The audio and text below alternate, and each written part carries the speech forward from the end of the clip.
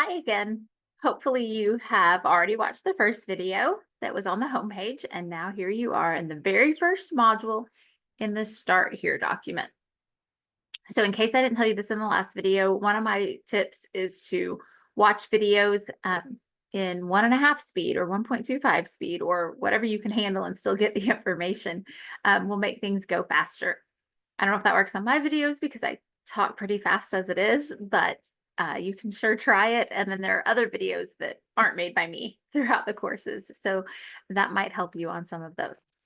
But here's the Start Here document with all kinds of important information you need for class. So I'm going to read and then it will remind me to talk about things. Start here by reading all of the important information on this page and in the whole module. So the whole module being all of this. Okay, you need to go through all of this information. I'm going to go back to student view again so that I'm not seeing something that you're not. If I can get my stuff to move, I am.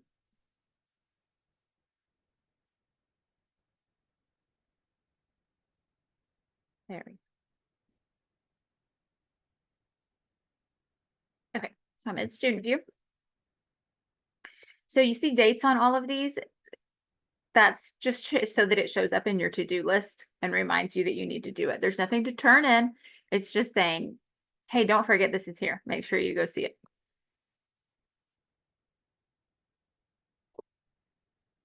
Okay, students are expected to familiarize themselves with all information in the module and will be held accountable for it. So whether it's on the quiz or not, you're accountable for knowing all the information in this module.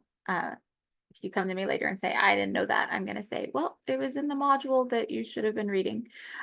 So make sure you do. It's highly recommended that you download the Canvas app on your phone and set up notifications that can remind you of due dates and alert you to class announcements and graded assignments. I do not recommend trying to do your homework on your phone. That seems tedious and files won't come into me in the right format. And I'll say, go find a Word or a Google Doc and try this again. Speaking of Word or Google Doc,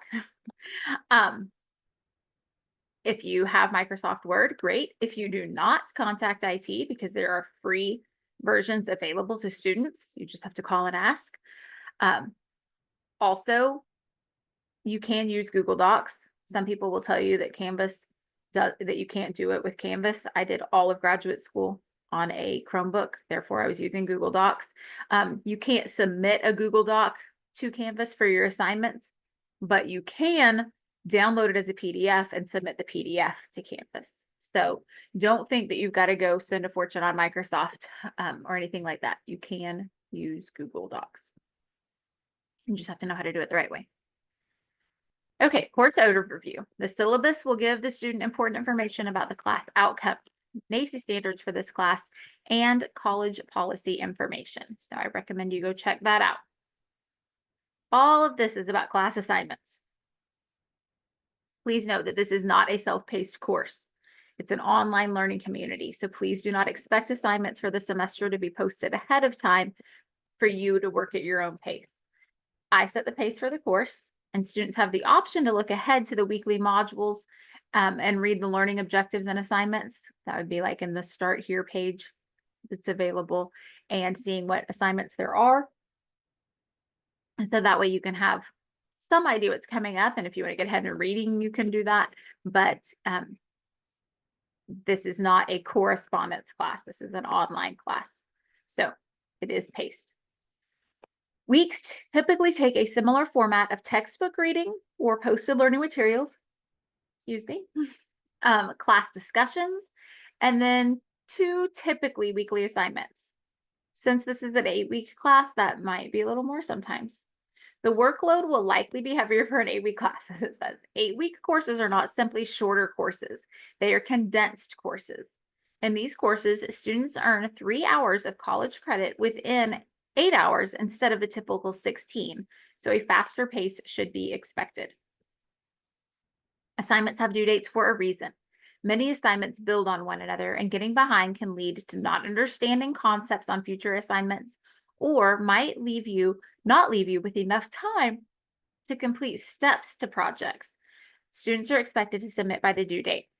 So like I said in my previous video, I know a lot of you're working all week and then you think, oh, Saturday and Sunday, I'm going to do my homework. I recommend new modules will open on Tuesdays. On Tuesday, at least go scan it. Go see what the assignments have in store, because sometimes it'll be, hey, while you're at work this week, be doing this. And if you don't open your assignment till Friday night or Saturday, you're going to end up turning your assignment late. So you need to at least go look at your assignments the day they come out so that you know what lies ahead. While Canvas offers several ways that you can access your assignments, the best way is to go to the weekly module. Sorry, I have the yawns, y'all. It's Sunday afternoon, I guess. I don't know. Not that I get to nap on Sunday afternoons, but accessing your assignments this way ensures that you also see any resources that are posted to go with assignments. So Tuesday comes, you've got a minute to go see what's in store. Go to modules, not your to-do list or the calendar. Those are great tools, and it feels so good when you see the line go through it on the calendar because you submitted it.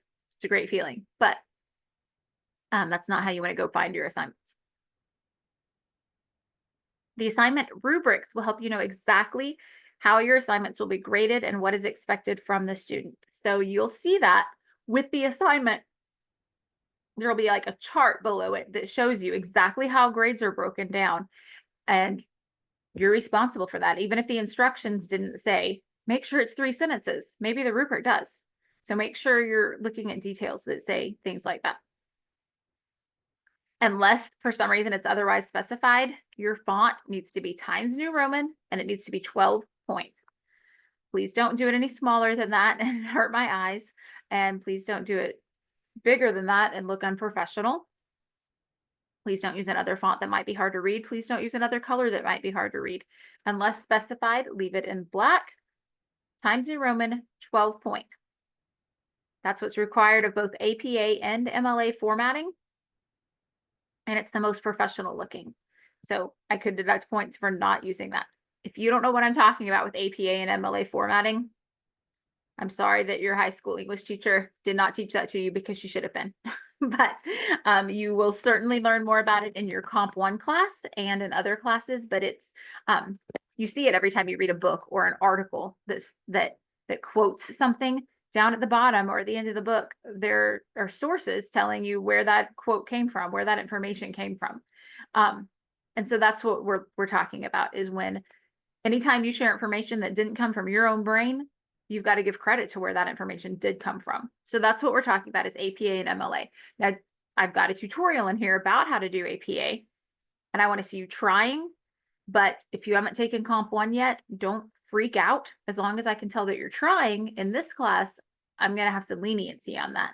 In future classes, it'll get tougher and tougher because I'll know that you've had Comp 1 and should know what you're doing. But do at least read those tutorials and watch those videos and be trying. Note that in several modules, there is a discussion in which students are to respond to a prompt and comment to fellow students. There is a separate document outlining all expectations of class discussions. Students are expected to read or be familiar with these and be familiar with these instructions. So that's in this module as well. For most writing assignments in child development classes, students will be expected to synthesize their own answers and support these answers by referencing chapter readings, course materials, or personal research. Okay, so like one of the things you're going to learn about in this class is the importance of play in early childhood, and that's how children learn. So you might have a question about a way that you're going to implement play.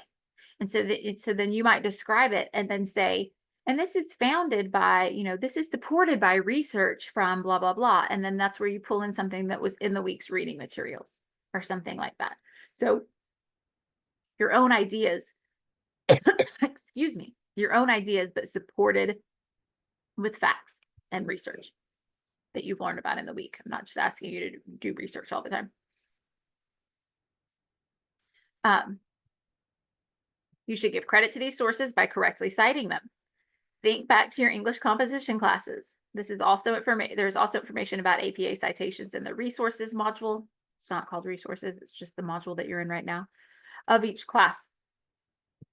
I have no preference in whether you use APA or MLA formatting for citations, so choose whichever one you're the most comfortable with. When grading written assignments, your instructor often provides valuable feedback that can help you improve on future assignments or possibly give suggestions about something you are facing at work. Like maybe you write about something that I say, hey, we can work on this, or here's a tip for that. Or, occasionally someone might say something that they do at work that I might have to say that might not be the best way to handle this. Let's consider this or something like that. Um, these comments take time for me to leave, and then they're purely to benefit you.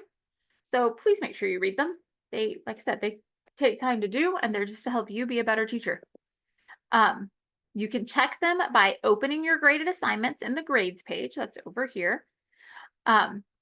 And reading the comments that I leave. You'll see that there are submission comments from me. Sometimes my comments will tell you to open the document that you submitted because there are more detailed comments within the document. Sometimes comments from the instructor will be about an issue with the submission of the assignment and that the student needs to address that before it can be graded. So make sure you're regularly checking grades in the gradebook and looking at the submission comments. Sometimes I'll leave somebody a submission comment saying, hey, I think you submitted the wrong assignment here, or hey, this is in a format I can't open, and not hear from them for weeks. That's a problem. So, and it lets me know that you're not checking these things, even though I've said to. So, and I don't understand that. I was the kind of student that I was checking my grades tab obsessively. So, yeah, just make sure that you're reading them and then respond back to me. It's best to respond back in Canvas inbox instead of that submission comment. It's just more reliable. But yeah, do whatever you need to. You don't have to respond to every submission comment. I'm just talking about the ones that if it says, hey, I can't grade this. Hey, we need to talk about this one. Make sure that, if you're checking your grades and reading submission comments like you're supposed to be anyway, you're going to see those. But when it goes weeks, I then know that students aren't reading what I'm leaving on any of their assignments probably.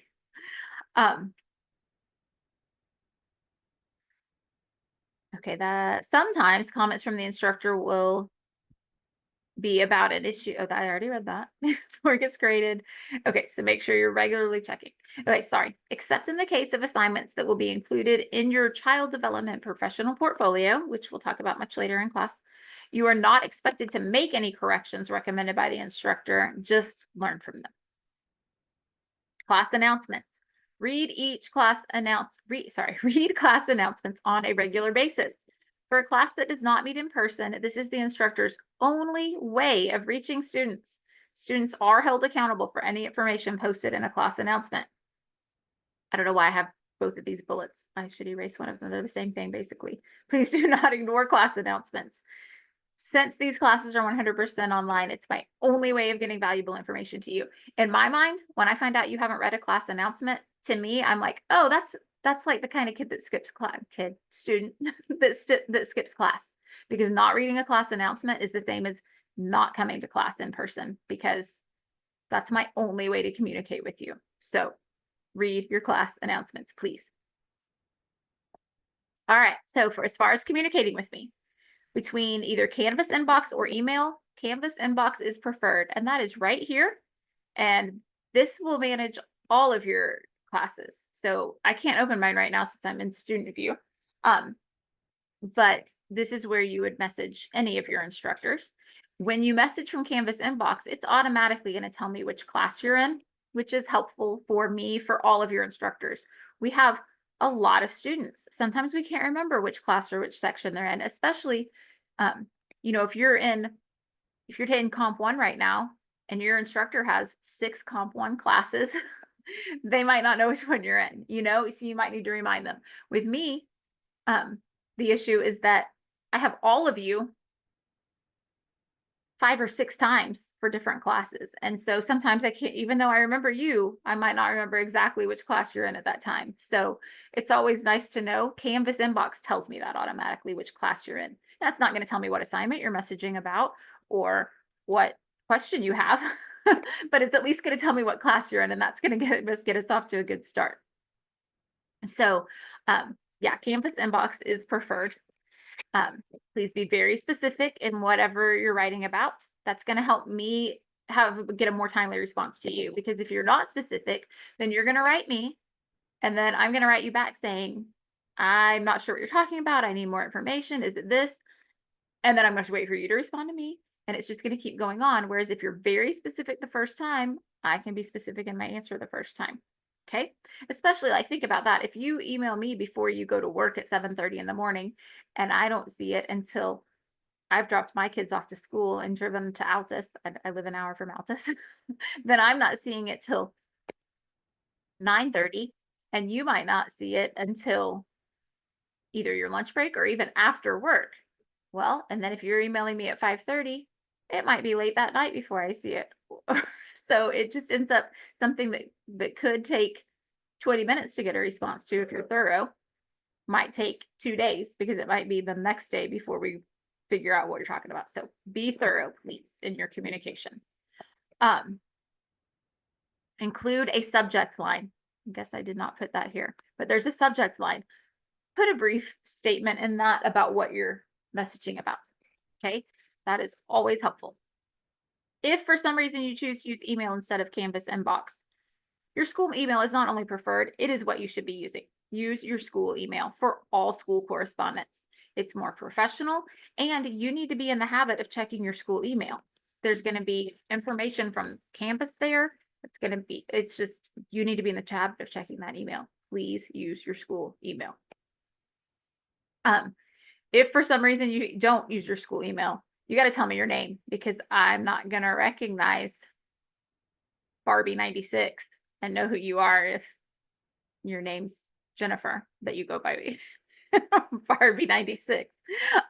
So please make sure you sign your name so that I know who you are. And in that case, definitely do tell me which class you're in. That will help get a faster response. Remind me which class you're in. Include a subject line, all the things that I said before. For any questions about the course, please feel free to call me, or keeping in mind that that phone number is my office number, not home. Contact information can be found in Canvas. If you need any help or have some kind of complication, please let your instructor know. That's for all your classes. Go to your instructors, talk to your instructors, let them know who you are. Check in with them, ask them questions. If it's a question about the class, go to your instructor. Don't go to the scholars coordinator. She doesn't know about your classes. If you're not a scholar, but you are working full time, see me. If you don't know what I'm talking about when I say scholars, see me and we'll talk about that sometime. Anyway, we want you to do well. Okay. So you've got to come to us. You've got to have good communication with us to make sure that that's happening. If you're having any kind of complication, don't wait until it's too late to ask for help. The sooner the better. Stay motivated and do good work. And we know that you've got this. Thanks.